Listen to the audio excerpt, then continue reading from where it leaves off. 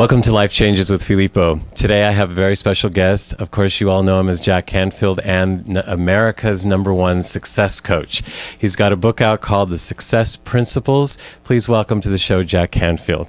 Thank you for being here. Thanks for having me. Thank you. Thank you for being here. But when you started doing this, you were Jack Canfield trying to get Chicken Soup for the Soul and people to listen to something that was important. Mm-hmm. And now people want to hear it. At the time they didn't. So how do you balance out the two? Like, was that more exciting at the time, and this is kind of now become old hat, or because there had to be something at the time that drove you? Well, I was committed. I had a dream, and I was passionate about it, and I had been giving speeches to start out high school teachers. I was training teachers. I was doing in-service for schools, and I started moving into the corporate world, general public. And I knew the stories I told moved people. I got standing ovations. People would come up and want autographs.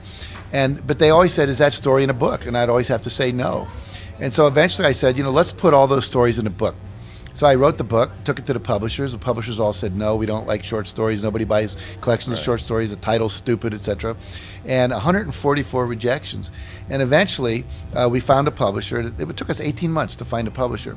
Now, was it more exciting then or more exciting now? I have to say it's more exciting now. Really? Oh, okay. Absolutely. It's more fun to be accepted. It's more fun to have audiences of 7,000 people that want to hear what you have to say than going from booth to booth to booth at a book show trying to get somebody to read your book. Now, but I was passionate about it. I knew it would work because people had told me these stories you told changed my life today. But we just had to convince the publishing world. Right. When I bought my first house, I had no furniture, and I remember lying on the carpet, being so happy of having a house. And then afterwards, I had furniture, and the house became old hat. Yes. And I longed for the days when it was exciting to not have furniture, and I had bought my house. I had lost that passion, that desire. What is that? Right. What do we do with that? Well, the journey is what it's all about. Once you get it. Right. I remember I wanted the pool table. I wanted a pool table so bad, and now it sits in a room and we fold laundry on it. And you don't use it as right? Not very often. We use it, but very seldom. But what happens is it's the journey. It's like here I am. I set a target. I go for it. That's the fun trip. Right. Okay. But once you get there, as you said, it becomes old hat, and then you have to create a new vision. So, and what most people think is go back and create the old, but no, you've already got that. So then it's called, what do I want to do? So after I did Chicken Soup, then it was, well, let's do a sequel. And then it was, what if we could sell 100 million books? What if we could do 1 billion books? Right. What if we could get our own TV show? What if we could have a radio show? What if we could have licensed products? Now we're success oriented. We're talking about spirituality. In your opinion, because you see this, you're making this happen. Do you see it as a fad? How are people responding to it? Are they taking it on just because everybody else is doing it, or are they really getting it inside? Oh no, I don't think it's a fad at all. Okay, good. I think it's the evolution of consciousness, and I think it's been around for a long time, and it's continuing to grow. We see more and more people getting involved. There's more and more people getting into AA and meditation and yoga and Pilates and spiritual groups and so on and so forth. People are getting into the mystical aspect of religion, which hadn't happened before. We see the Kabbalah and mystical Christianity and so forth. So no, I don't think it's a fad at all. I think it's a huge renaissance of what is really important in the world. Right.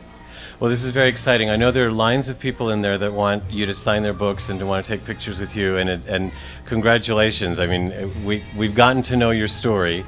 And one of the things that's a missing piece is in the beginning, you used to work for somebody who gave you some of these thoughts to think on. His name was W. Clement Stone. He was a good friend of Napoleon Hill, who wrote Think and Grow Rich. In fact, they authored 2 books together. He was an insurance salesman, started a company with $10,000 and turned it into a $600 million empire, published Success magazine. He was a really cool guy. And I was fortunate enough to end up working in his foundation, teaching teachers how to teach achievement motivation to kids. And he taught me to be an inverse paranoid, to believe the world's plotting to do you good. He taught me to set goals, to visualize, to always think positive, to take action, to persevere, never give up. It's the core of what I still teach. Now, it's gotten more sophisticated. We know about neuro-linguistic programming and emotional freedom technique and all these new things. But still, the essence of it, I mean, now Stone was a Republican conservative, but I say he was a reincarnated Tibetan monk in a Republican body because he knew this stuff viscerally. And he said to me, I'll teach you everything I know if you'll promise you'll turn around and teach it to other people. I don't think he meant make a profession out of it, just, share it with people.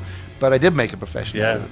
And you've started a movement also for a lot of other people. So there are a lot of people that have professions now because you made a profession out of it.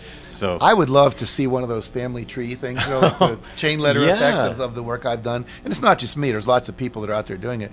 But every time I meet someone, they go, you know, I started my business because of you. I got out of a bad marriage. I started to do this new poetry magazine. I got an email from a professional athlete the other day. It's a professional football player. If it wasn't for you, I wouldn't have gone for my dream, and now I'm playing professional football. Wow. That's like that ripple in the pond thing, you know, with the stone. Absolutely. So I feel very gratified. Gotta feel, very grateful. And in a sense, do you feel almost that, I hate to put it this way, but I don't know a better way to put it, like I could die now? I mean, and you fulfilled, or there's so much more you still want to do? I could die now, and I am fulfilled, but I don't want to. Okay.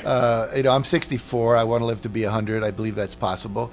And I'm having too much fun. And you know how this works, so you know you can do a lot more. And I mean, I want to have more impact. I want to see more of the world. I want to experience things I haven't experienced. I want to go places I've never been. I want to skydive and bungee cord jump and see the clay soldiers in China, you know, in Xi'an. This is exciting. Climb on the wall. I climbed up to the top of the Eiffel Tower with my son in Paris last summer, who's 17. My son is 17. Now the top? No, they don't let you go. Right, because there's an apartment. They let you go all the way up as far as you can go, and then but we did that, and it was fun.